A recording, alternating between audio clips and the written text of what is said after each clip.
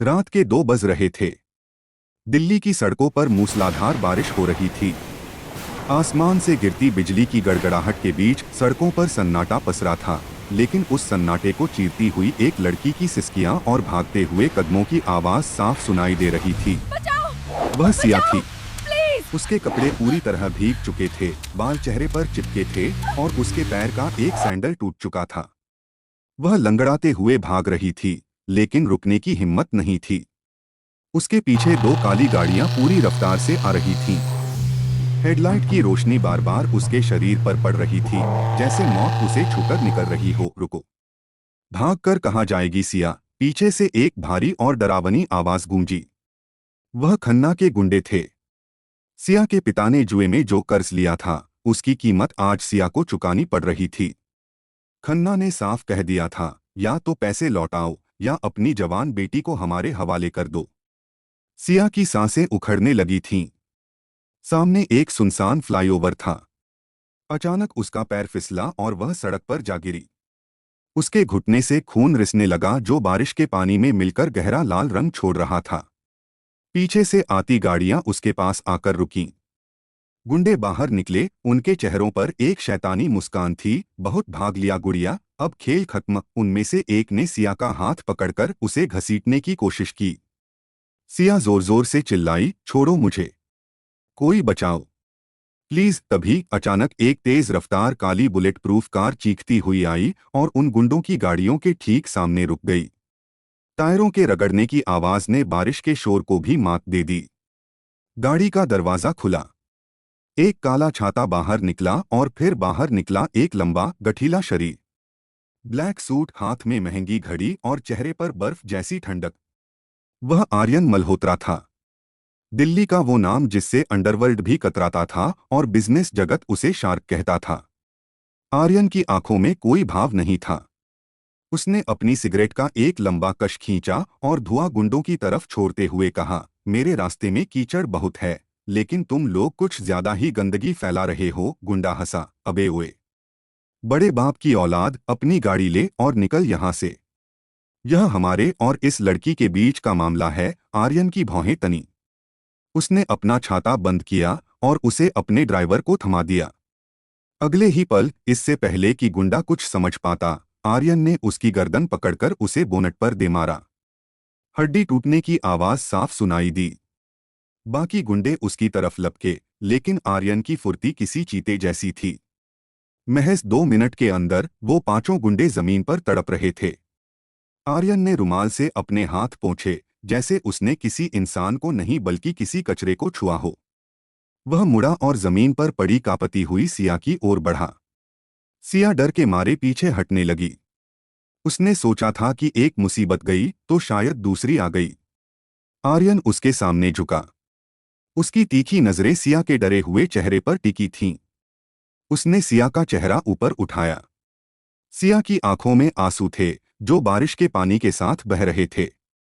आर्यन कुछ देर उसे देखता रहा, जैसे वह उसके चेहरे में कुछ तलाश रहा हो। नाम क्या है तुम्हारा? आर्यन की आवाज गहरी और भारी थी।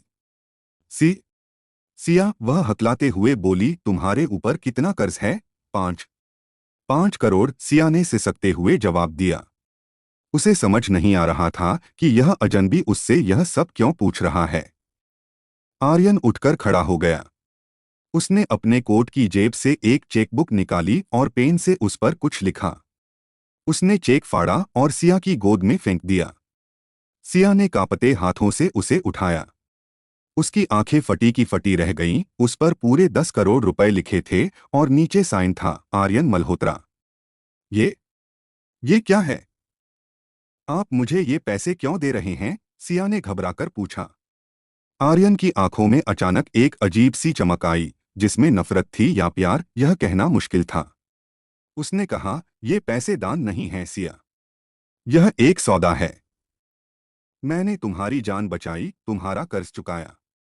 अब बदले में मुझे कुछ चाहिए। क्या चाहिए आपको? मेरे पास कुछ नहीं है, सिया रोने लगी। आर्यन उसके करीब आया, इतना करीब कि सिया उसकी सांसों की गर्मी महसूस कर सकती थी। उसने उसके कान के पास झुककर धीमे से कहा, मुझे तुम चाहिए सिया। आज से, इस पल से, तुम्हारी जिंदगी, तुम्हारी सांसें और तुम्हारा वजूद सब मेरा है। तुम्हें अगले 1 साल तक मेरी पत्नी बनकर रहना होगा।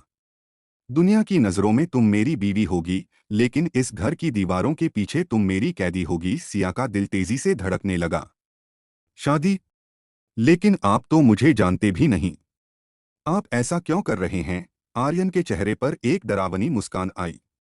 उसने कहा, तुम्हें जानने की जरूरत नहीं है। बस इतना समझ लो कि तुम्हारी शक्ल किसी ऐसे शख्स से मिलती है जिससे मुझे बेइंतहा नफरत है, और उस नफरत का हिसाब मैं तुमसे पूरा करूंगा। बोलो, क्या सौदा मंजूर है, या फिर इन गुंडों के पास वापस जाना चाहोगी? सिया ने पीछे मुड़कर देखा, जहां गुंडे फिर से उठने की कोशिश कर रहे थे। फिर उसने सामने खड़े उस इंसान को देखा जो किसी रक्षक की तरह आया था, लेकिन अब किसी भक्षक जैसा लग रहा था।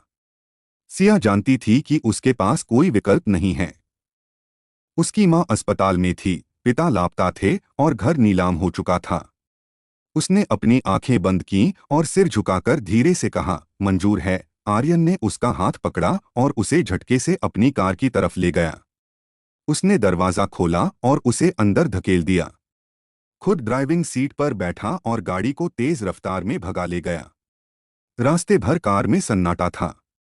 सिया बस बाहर गिरती बारिश को देख रही थी, यह सोचते हुए कि उसकी किस्मत उसे कहाँ ले आई है।